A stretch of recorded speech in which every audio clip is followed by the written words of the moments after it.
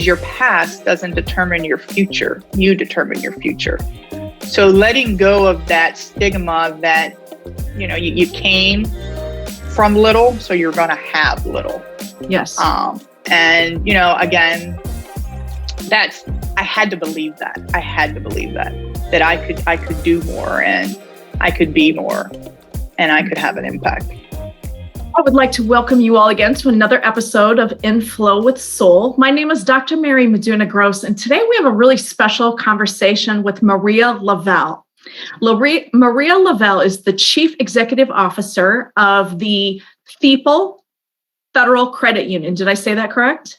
That is correct. Good job. Okay, good. FEPL Federal Credit Union in Greensburg, Pennsylvania.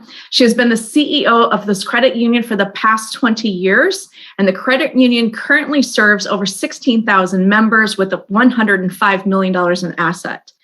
Maria received her bachelor's degree in business administration and a bachelor's degree in science in business management, both from Point Park University.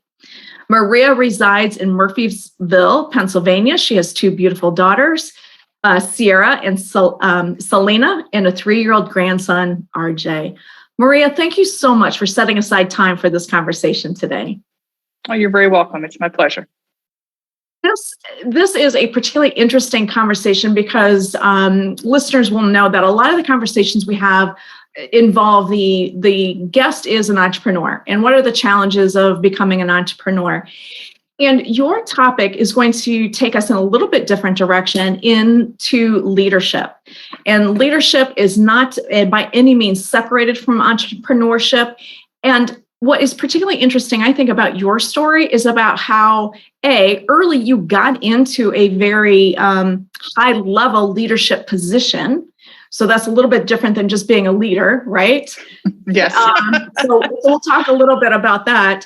But you blossomed early into these leadership positions. So I really want to hear your story about how that even came about. And then we'll dig a little bit into some of your ideas around leadership. All right. Sounds good. I'll be honest, as a high schooler, I didn't aspire to be a leader or to be a CEO of a credit union. When I graduated from high school, I come from a single parent household, low income. There was 6 of us. So my mother did everything she could to provide. Mm-hmm. So when I first graduated from high school, I went to school for fashion. I was 18 years old. I had this dream. I was going to live in New York City and do whatever you do when you live in New York City. And then life happens. You get married and you have children, and life takes you down a different path. So I decided to go back and get my bachelor's degree in business. And then once I graduated, I was looking for kind of a more of a steady work hours, so being a mom. So I applied for this credit union as a teller position back in 1996, and I got the job, and it was great. Banker's hours, 9 to 5, holidays off, no weekends, loved it, worked well being a mom and being a new wife. And then my CEO there became my mentor. He saw something in me that at that time, to be honest, I didn't see in myself. I was a young girl with very, very low self-esteem, but I was always motivated to do more and motivated to learn more. And he saw that early on. So within my 5 years at that credit union, I was able to go from teller to my last role being accounting manager. And then this opportunity opened up. It was a much smaller credit union, and my CEO kind of, we had a conversation, and he said to me, I think you're ready. So at the age of 28, I became the CEO here. And at that time, we were $18 million in asset, and I had 5 employees. Today, as you stated, we're $105 million in asset, and I have 43 employees. So we've definitely grown a lot and done a lot here. So here I am today. I enjoy what I do. I think that I'm making an impact, not just on my team, but on the members that we serve. And as long as I continue to enjoy what I do, I'll continue to do it. That's phenomenal. So you mentioned 2 things that seem somewhat in opposition to one another. One is you said you were a young woman with low self-esteem, and yet you were also a young woman who was willing to try anything. How do you see those 2 parts of you fitting together?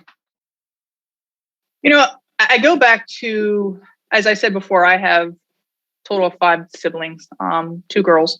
And I was always the odd child. Okay. I was always the mama's girl, and I didn't have a lot of friends growing up. My brothers and sisters were very popular, so they were going to the parties and the football games, and then I was kind of reserved.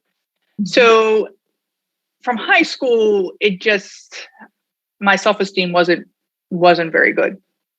But the fact that I came from a low-income household and I watched my mom struggle day to day, is I knew I wanted more, not just for me, but be able to be there for her as she continued to progress in her older age.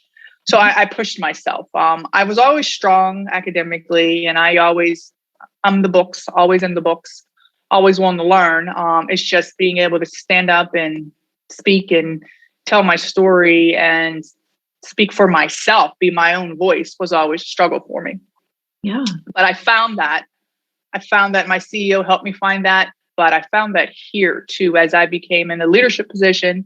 I was the youngest one here. I was a woman, but being in a small credit union, there's always a lot of females. We're very female dominated. But I was also a person of color in a very rural area. So being young and a person of color, I really had to learn to exercise my voice. My first year here working for board of directors was different. My CEO did come out with me and meet with me every month to kind of walk through board meetings and what to expect, and really encouraging me to prove myself. And then in time, things got easier. Yeah. So take us back to you're starting out as a teller, and you're curious. It sounds like you're curious about Yes. how other operations in the bank were operating. Right. And it also sounds like you were willing to take those opportunities as they came up, just for the chance to try out the job. Am I understanding that correctly? That is true. They used to always tease me when the job posting would come up, they always say, "Is Maria going to apply?" Because Maria's going to apply, then we mouth them out apply. But I had a bachelor's degree and I took the job, and a lot of my friends were like, "You had a bachelor's degree and you're going to be a teller." And I always have the mentality, and I tell this to my daughters, and I also tell it to the young professionals that I mentor, is you just got to get your foot in the door. Yeah. So to me, I wanted more stable hours, and I figured if I got my foot in the door, I could prove myself. Mm-hmm. But then I wanted to learn more. So as job opportunities opened up, I did not have a problem applying for them. So I was a loan officer. I was in the call center. I was, like I said, I ended my career as accounting manager, but then I also took a job which was a utility person, and nobody applied for that job, but I did. And the reason why I did it is because I got to fill in every department when somebody was off. Okay.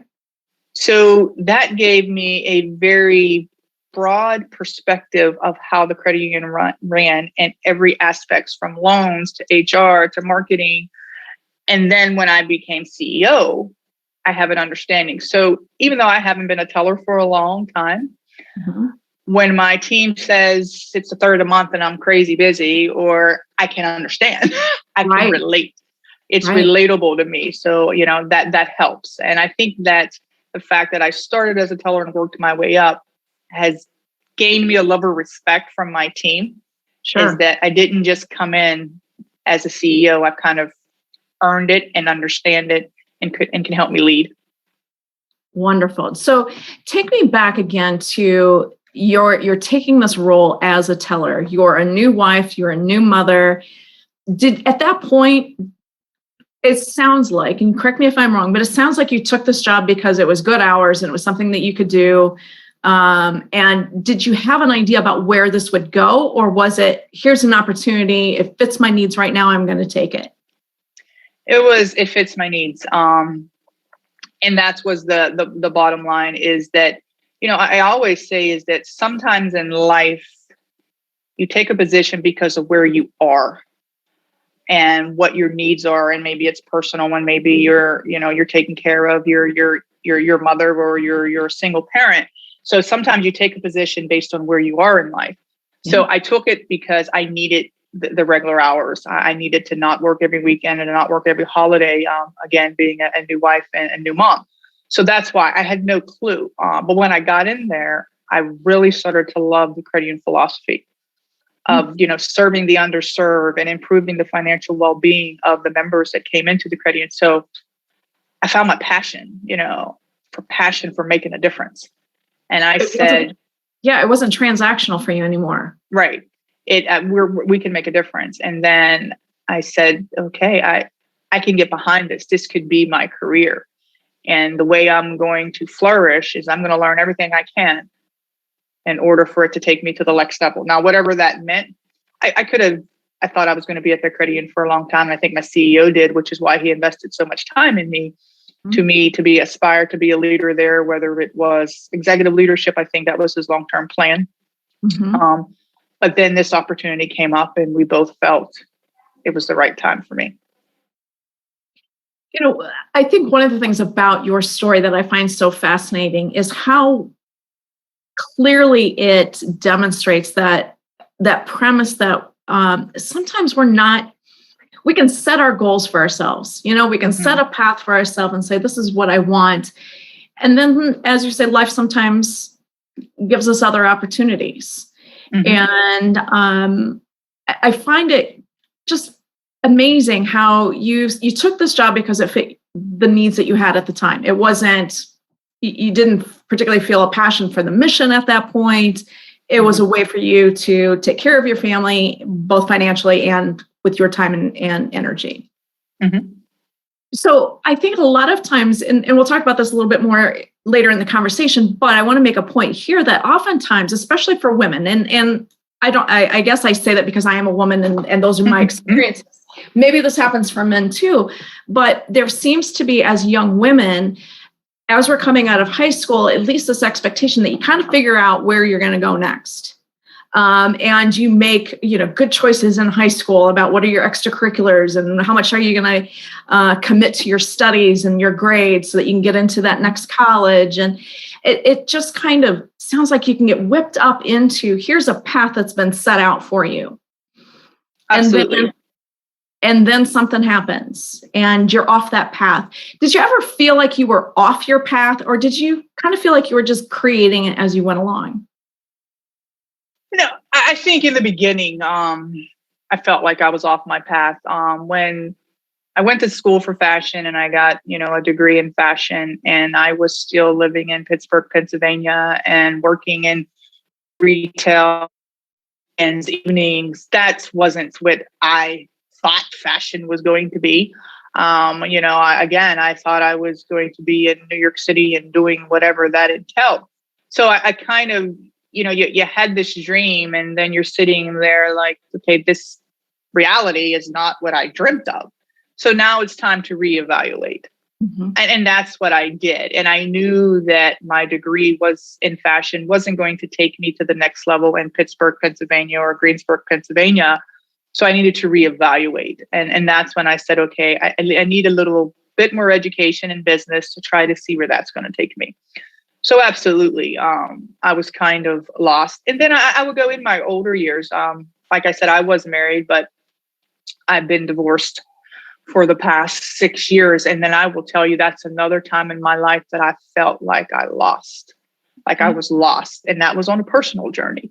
Yeah. You reevaluate where you are and the impact on the personal, professional decisions. And then you push forward. So I spent, that time after my divorce to just reevaluate me as a person, as a professional, as a mom.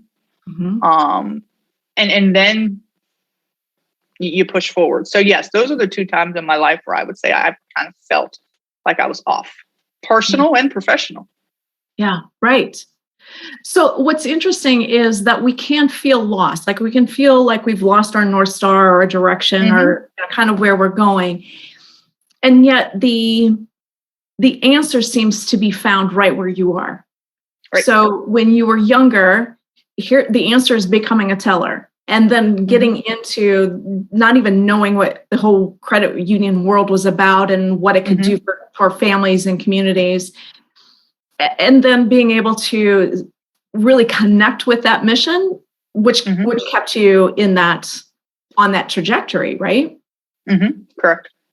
So the question, I guess, is was there ever a time when during that time where you're saying, okay, I'm taking this job, now I'm starting to see and understand the nature of credit unions, I'm starting to buy into this mission that they're on. Was there anything of your old self that you had to let go of in order to be able to continue to move in that direction? I would say, you know, my childhood, my friends and where they were in life, and being looked at a little differently. And so, you grow up in Fayette County, Uniontown, Pennsylvania, and it's a very low income area. And a lot of my friends didn't make it out of Uniontown. A lot of my friends, became parents very young or struggled with some type of addiction. And I think believing in myself that I could do more. Yeah. I could be more. And my past, I always say this, is your past doesn't determine your future. You determine your future. So letting go of that stigma that, you came from little, so you're going to have little. Yes. And, again, I had to believe that. I had to believe that I could do more, and I could be more, and I could have an impact. And in your case, it sounds like your CEO, again, believed in that for you before you could believe in that for yourself. Is that true? Absolutely. That is correct. And like I said, I was always motivated. So I wanted to learn. Sure. I was always the one raising my hand at a staff meeting, asking questions. Everybody always looking at me laughing. But so yeah. I wanted to understand, why decisions were being made, and then kind of tie that back to everything I was learning, because I was working and also going to school to get my master's. So I'm trying to connect the dots and everything. So, yeah. I love that. And to me, that just points to the importance of having good leadership. Mm-hmm. Have you ever imagined what your path might have been if he was not your CEO at that point? I do.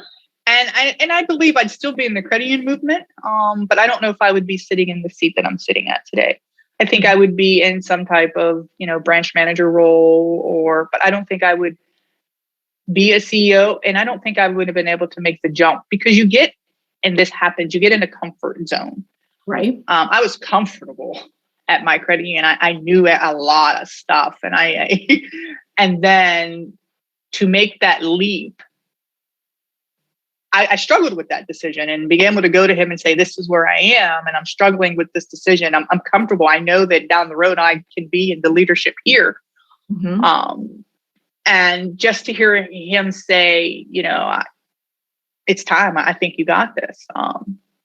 I needed that reinforcement because I was comfortable. The hours were great. I was learning. I was growing. I was progressing personally, financially, professionally. Why would I want to give that up and risk going to a whole new organization? And so you get comfortable. So absolutely, I believe he gave me the push at the time that, I needed the push. Mm-hmm. And you were still very young. I was. I was. I look back on my 20s now and I'm thinking, wow, that sometimes it's just a wow. When you look back on your 20s, what do you see?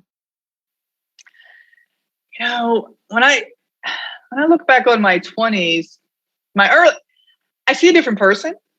Yeah, I do. I see a huge, different person. I think I was very forward-looking, very aggressive, very motivated, kept pushing and pushing and pushing and pushing. And today, I think I exhale a little more. I exhale a little bit more. They, the old saying, you stop and smell the roses. Yeah. I think I kind of enjoy life a little bit more. And maybe it's because what is next, but I still push myself, and I volunteer a lot. I serve on a lot of boards because of that fulfillment of, I still need that fulfillment of growth in me. But so, I look back and sometimes I just laugh. I'm like, I'm really here. And my mom is, my brothers and sisters laugh because my mom's adorable. you walk in her house and sometimes I feel like I'm walking in like this hall of fame. She's got annual reports taped on the wall and all these mementos of things I've accomplished. And but it is, and to make her proud and for her to be proud is rewarding in itself. Absolutely. So take me to the point then when you are now stepping into this role as CEO. And again, you must have some beliefs about yourself. What were some of the beliefs about yourself that you really had to embrace at that point? And again, were there some beliefs about yourself that you had to let go of at that point? I think the biggest belief was believing I can do it, the confidence, believing I can do it, believing that I could walk into this credit union, being the youngest. Right. And I have five women, and they've been at the credit union a very, very long time. I'm not from Westmoreland County, so I'm an outsider. Okay. And I'm the youngest. So I had to believe in myself that I could do it. I'm also somebody that keeps pushing ideas forward and on to the next change, and which contributes to our growth. But what I learned when I first started here in my first short amount of time is I had to slow down. I had to slow down to gain the support and a respect of what they accomplished here, but also to gain the better understanding and the buy-in from my team. So I had to slow down. And slowing down it is still hard for me today. And I would still tell you, my team would tell you that I'm still learning because I'm always pushing forward to the next thing. Sure. But I had to slow down and truly understand each one of them as an individual, understand what they wanted from the credit union, where they saw the credit union going, and what they expected from me as their leader. So just putting the brakes on a little bit and embracing what they've done and appreciating, and then educating and saying what we can do next. So just slow down and give them the time to build those relationships. Yeah. And they're all still here today. So I think I did okay. Must have been something, right? Now, were these 5 employees, these were the employees that you also knew as you were working your way up from teller into this position, or? No, it was a completely different credit union. So I had no interaction. I didn't know who they were. I didn't even know where the credit union was. I had to do my dry run so I could get there on time for the interview. So no, they had no idea who I was. Wow. So the first day walking in, and then, I teased one of my employees because she was the first one to turn around and say to me, "Oh my God, you're the same age as my son." Oh, wow.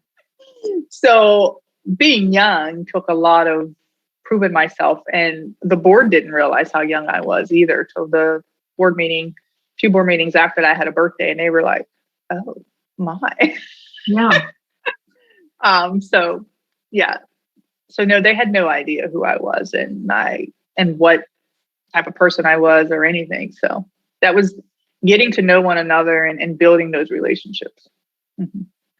So at what point did you notice the need or recognize the need to slow down? I would probably tell you about 2 or 3 months in.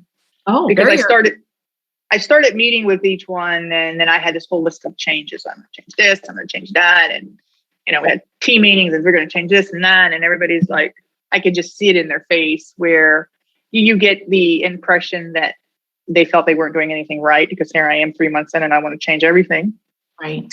And they were still a little apprehensive, of me as a person, and didn't know what I believed in and what their credit union was going to look like in 5 years. Because these were seasoned employees. They were here 5, 6, 7, 8 years before I walked in the door. And one of them was here almost 15 years before I walked in the door. So wow. It's just a matter of, and then I pass that on to new leaders that I do bring in externally when that opportunity happens, is that change will come, but do it slowly. Don't come in here on day one and flip the switch on everybody. Right. Right. That is a lesson that took me at least a year to learn in the leadership role. It sounds like you learned it very quickly.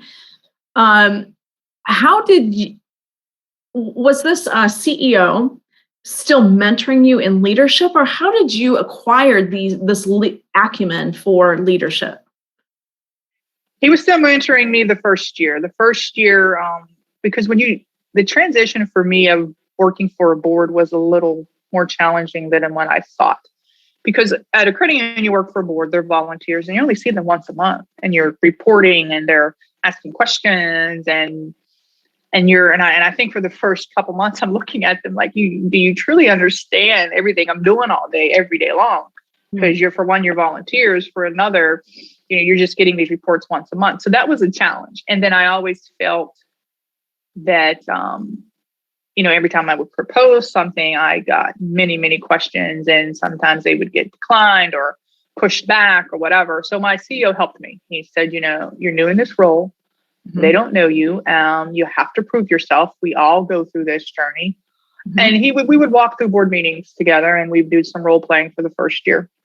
Mm-hmm. And then after that, a lot of it was leadership workshop, and I still do it today. I take tons of workshops on leadership. I read books on leadership. It's always, an education, and leadership has changed over the years. The way you lead today is completely different than the way, you've led 30 years ago. It's more about collaboration, empowerment, and working with your team. And it's not as micromanaging and directives of you do this. And it's, creating that space for them to exercise their voice. Right. So I still read, I still take workshops, I still go to, and I did it back then. But one thing unique about the credit union world is that all credit unions work together. So when I came here, they used to have CEO breakfasts. So we'd go to the CEO breakfasts, and there'd be 10 or 15 other CEOs there, and they would be sharing their stories and challenges. And I was like, oh, thank God I'm not alone. So that was tremendous. And when I would have a problem that maybe I'd never encountered before, I'd pick up the phone and I'd say, so, can you help me? Do you got a policy on this, or how did you handle this? And that, I will tell you, has been probably the most beneficial asset network to my growth is this credit union network of working together to help each other grow, and whether it's individually or your credit union. So, and I share that with my team, find people in your role within the credit union movement, because they'll become your friends, they'll become your colleagues, they'll become your allies, and they'll help you. And that has been priceless. Yeah. And I think that's probably true in every industry. Mm-hmm. And so for those listeners, if you're not a credit union, within your industry, there's got to mm-hmm. be some professional organizations where people mm-hmm. across organizations are connecting in similar roles. Yep. Because really, what is the point of reinventing the wheel? It takes a lot of energy, and maybe you come up with a good wheel, but somebody else may have a better wheel done over here already for you. They're willing to share. Right. And sometimes it's just a good feeling to either know you're headed on the right track, or to know that, we're in this together. Like the last 18 months, we're in this together. We don't know where it's going. Right. There's no book on how to operate in a pandemic, but we're in this together. You're not alone. Yeah. So what you're feeling, I'm feeling. What you're going through, I'm going through. This is how I handled it. Take a piece of it, and hopefully it helps you too. So, speaking of the pandemic, what have been maybe one of your biggest leadership challenges within this pandemic? Is understanding the mental impact on my team. Here is you've got to balance the health and safety of your team, but you still got members and customers that you've got to serve. So today I sit in one of my branches. I try to go around to my branches on a regular basis. So I got to protect you, but I've got to service that member coming in. They need to get access to their cash, and just the mental impact, because I've got people that have school-age children when they were, virtually learning, and they couldn't, we had to adjust schedules because they couldn't come in all the time. Right. Or, for me, I care for my mother, and she's, a dialysis patient. So, the mental health on that, and this me trying to protect myself in order to protect her so she doesn't get exposed. So it's understanding that every individual is different and trying to meet them where they are. Mm-hmm. And that has been challenging. But, two is to let them see that I'm human. I've said it for the last 18 months. This is the hardest thing I've ever had to lead through, but I'm struggling just like you're struggling. Yeah. I've got the challenges at home that you're dealing with. coming in every day, to face the challenges with the members. We're in this together, and creating that space where they can feel that their voice is being heard. And just being there, being visible, and being accessible and willing to listen. So, yeah. Now, before we move on to talking more about your mentorship that you do with young women, and that's where I want to go next. But before we go there, tell me maybe a story about a leadership failure and maybe what you learned from it. Maybe it happened recently, maybe it happened 20 years ago, but some leadership experience that went completely sideways from what you thought, and then what happened after that? Well, I would say it was probably more of a hiring failure. We were looking for an executive to fill one of our executive roles, and we hired an individual. Me and my other executive worked together, and we felt this was the best individual to hire, but also knowing that there was some interaction with other team members, and there was a little of concern that he was being hired and what the impact he would have on the culture. And at that time, I was more focused on the knowledge that he was bringing to the team that the rest of us didn't have. So I believe in surrounding myself with people that make up my weaknesses. Sure. And we had a hole, and I did exactly that, kind of ignoring everything else. The personality, the impact to the culture, and saying, okay, we've got this hole, he's got the knowledge, we're going to fill it. And it took me 5 years. Wow. 5 years to say, and I was having a conversation with my board, and they said to me, are you trying to make the culture fit him, or him fit the culture? And so, it was in the impact that it had on a lot of my team members. I wouldn't say I had my head in the sand. I would say that I saw what they needed me to see and not everything else. And then when a decision came down, that we kind of revamped, and him and I worked together, and we kind of revamped his role and what he was doing here. And he became more of a consultant. It was kind of like everybody exhaled. Really? Everybody exhaled, and we just moved forward. And so, as I go back and I go, you missed it. And did you miss it intentionally because you were too focused on the knowledge? And I would say yes. Mm-hmm. I would say I intentionally looked past it. Sure. And as I look over the years that they served here, there were signs. Mm-hmm. And again, I looked past it because of everything else that was brought to the table, the knowledge and the things that we were doing and pushing forward. But yes. And I think that the biggest thing about failures is I always tell my team, you grow more when in challenging times than you do when things are going great. So you pick yourself up, you reevaluate, and you learn and you grow and you push forward. You can't sit there and dwell on it. I couldn't sit there and say, oh my God, you missed it. Oh, what did you do? Because you just got to reevaluate. You got to learn from it, and you got to push forward, and you got to be honest about it. Some people, and you got to be honest about it. And I was transparent, and we were just honest about it.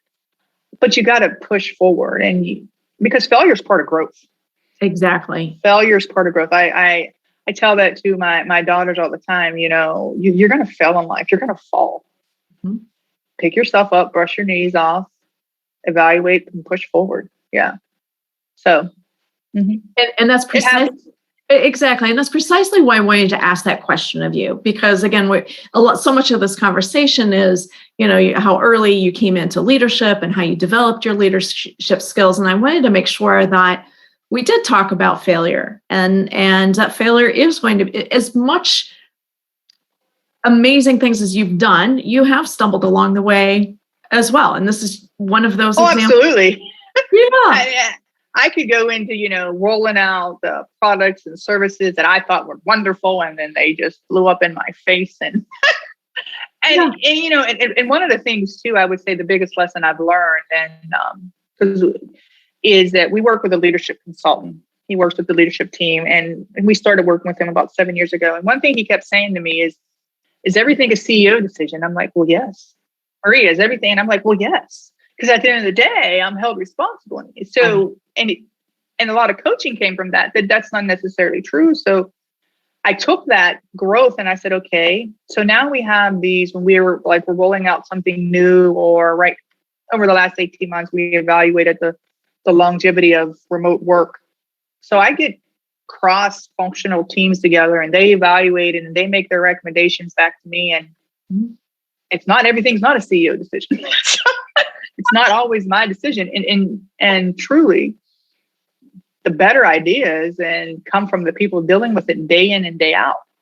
Exactly. So I've learned that in the last 7 to 8 years. And so we just laugh now, because we do have so many people getting involved in so many decisions, and that's part of their growth and development as a professional too. Absolutely. And you had mentioned earlier that when I asked the question about how you've developed your leadership skills, you talked about doing a lot of trainings and workshops, but it sounds like you've also engaged coaching right. for leadership within your organization. Right. Yes. And you put it off for so long, you're like, well, I don't want to invest that. I could invest those funds over here, and it could be more return on investment or whatever.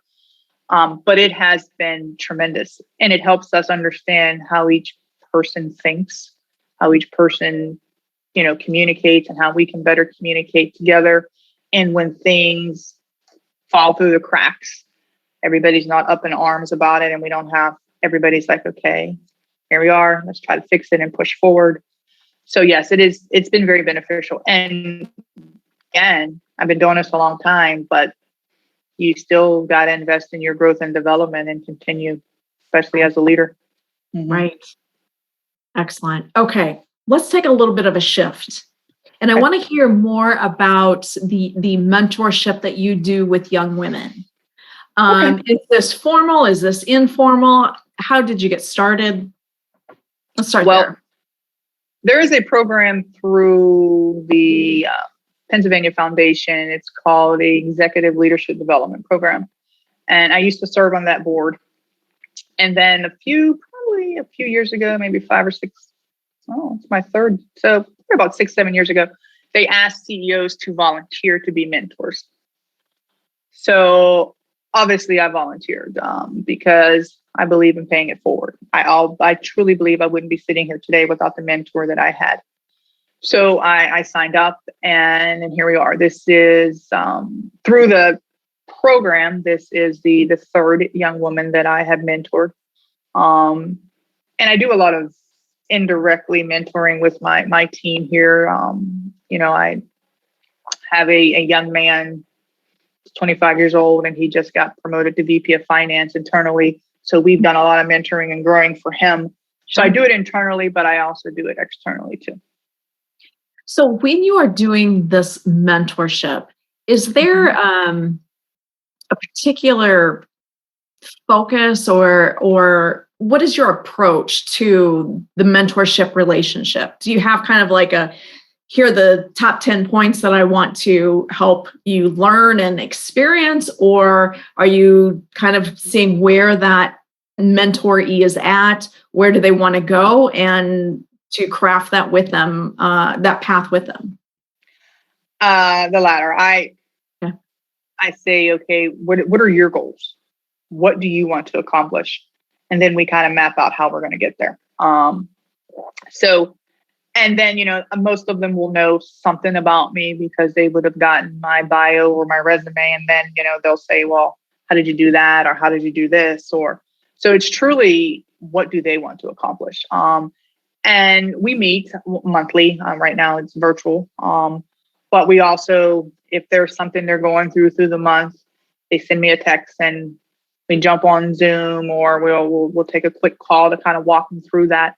So it's truly based on their needs and what they want to accomplish. And And sometimes it requires me to do a little bit of research of trying to understand. Like I have the young lady I'm mentoring now. She discovered that she had ADD, and she was trying to figure out how to apply that to work. So I had to research that because that was new for me. And we come up with some tips and how to manage that and still be successful, because it's just one part of you. Right. Right. It's just one part of you. So it's based on their needs. But I do tie in books. My leadership team would tell you they're about over my books, but I do tie in books. I'll start off by, okay, we'll read this book and we'll read a couple chapters a month, and then we'll talk about them. And if they have a book that they went to some type of workshop, they'll share with me. And I've had individuals send me books too. So I always try to tie it back to some type of book based on what they're trying to accomplish. So I'm curious. And it's interesting. Go ahead. No, you go ahead. I was going to ask to make some generalizations. So not specifically about the people that you're mentoring or you have mentored, but if you were to look at that younger generation, what would be maybe one or two pointers that you would say to a young woman or man in their 20s about the path that they're taking? Stepping into adulthood, let's put it that way. What are a couple of those pointers that you would give to a young adult about stepping into adulthood? Number one is belief in yourself, but recognizing that life is a journey and it's going to take you down many, many different paths. Is what I see with a lot of the young professionals that I mentor is, this is where I am, and this is where I expect it to be, and I'm not there. Yes. I'm not there yet. And now I don't feel fulfilled, and I'm kind of lost, kind of like you and I talked about. Sure. And I think you get in your head as a young professional and somebody graduating from high school that this is my path. Kind of, it's all written down. This is my journey and this is where I'm going. And then when life throws you a curveball, you don't know necessarily how to adjust. Mm-hmm. Life is going to throw you curveballs and you're just going to adjust. And so maybe you're not where you thought you would be at 25 or 30, but maybe you're where you should be. And if you're not feeling that fulfillment, what else can we do? What I've talked to a lot of my mentors, they seem to be at a crossroads. Mm-hmm. And like they don't completely feel fulfilled at work or kind of lost. And sometimes what I tell them is that fulfillment doesn't necessarily come from 9 to 5. So for me, I love my job and I love what I do, but I also get this extra fulfillment by serving on different types of boards and giving back that way. So it all comes back to the credit union because I'm more engaged in my work. I'm also more, I guess, I feel more fulfilled somewhere. I'm more happy and things like that. I'm more positive towards my day. So I think that's it, is that we get this plan. And then when it don't go the way, especially if you're academically strong, you go to college, you got a master's degree, and I'm planning this whole life out, and it's not where I want it to be. Yeah. Or life throws me a curveball and I don't know necessarily how to adjust. So it's just recognize that. I try to tell my daughters that too. I try to tell the young professionals here that I work with, even, and if the last 18 months didn't teach any of us that, oh my goodness. Is there's so much uncertainty. You just you've got to adjust and just be open. And sometimes that journey changes. It does, where and in my example and many examples, where somebody thought they were going to be at 25 is not necessarily where they are at 45. Right. Right. So success looks different to me at 48 than what I thought it was going to look like at 18. And that's okay. Yes. And that's okay. And we have to be okay with that. Yeah. Yes. And I really do want all of the listeners, whether you're a young adult or you've been adulting for some time now, the image that we had of what success would look like can be altered. Absolutely. Absolutely. And probably should be. One of the conversations I have with many of my clients is, it often shows up as comparison, right? So-and-so is getting the results that I want and I'm doing the same thing, or I'm not as good as them. And we're using someone else's measure of success to evaluate our own measure of success. Right. And to me, that the whole comparison thing is the crux of that problem. So coming back to what is my definition of success? What has it been? Am I willing to change that? Am I willing to upgrade what my vision of success is now versus where I was 10 years ago? And I always self-assess, because constantly comparing yourself to where others are, it can just derail you in life. I always used to say, okay, have I progressed professionally? Have I grown? My knowledge grown? Have I progressed financially? I try to do that self-assessment. If I sit there and I compare myself to maybe one of my colleagues and what they've done and other things, it could be more harmful. Yes, I celebrate their successes, and I try to be there when they're facing challenges. But I also I try to look at my own journey. And that's hard when again, as I said, I have two daughters. One is 26, and we've been talking a lot about her. She'd always been academically strong, and there was no discussion of college. That's just what she was going to do. Mm-hmm. You have this path, right? My youngest spends a lot of time comparing herself to her sister, and that's not helping her at all because they're two different individuals. But then my oldest looks at all her friends and compares herself to where her friends are, and maybe she's not where they are, or maybe she's on a different journey. So we do that so much, and then we miss out on celebrating our successes because they start to get minimized if you think so-and-so is progressing more than you are, and you don't really know their journey and their story either. Exactly. Because everybody's got a story, right? Right. So, and everyone's had to overcome something to get where. Absolutely. Yes. Absolutely. So it sounds like a couple of your keys to success is, one, following the path that was laid out for you, and being willing to take those curves as they showed up, taking that first teller position because it met the needs of your family, and staying curious, then also having someone else who believed in you. Mm-hmm. Someone who could believe in you before you could get up to speed and believe in yourself at the same level that they believed in you. Correct. Would there be any other, maybe one more key to success for you? I think support. Yeah. I think support is huge, and whether it's professional or personal support is huge. And one of the things too is we have this life work life balance mentality, and we strive for it. And what I always say to my young professionals when I'm asked is that recognizing that sometimes, depending on what you're going through, it is out of balance. Yes. And being okay with that. If I'm going through a merger at work, I'm going to be given more time to work. If I just had a newborn, or if I'm taking care of my elderly, mother, home's going to, maybe take a little bit of my time. If you're so much focused on that work-life balance, when it's out of balance, that is also viewed as failure. Exactly. And especially for women, because the expectations are still there for us. We are still got to be a mother. Right.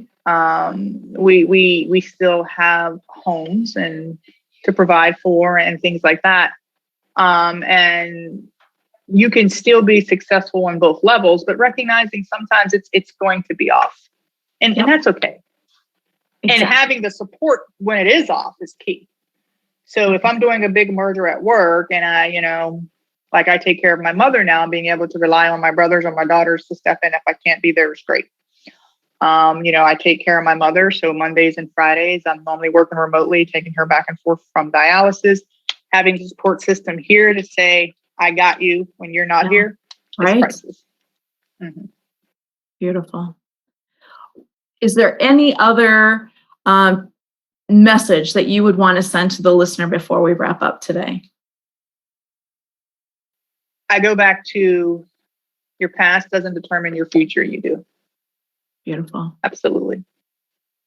Well, Maria, I've learned so much about leadership from you in this hour, and in particular, how you've applied that leadership.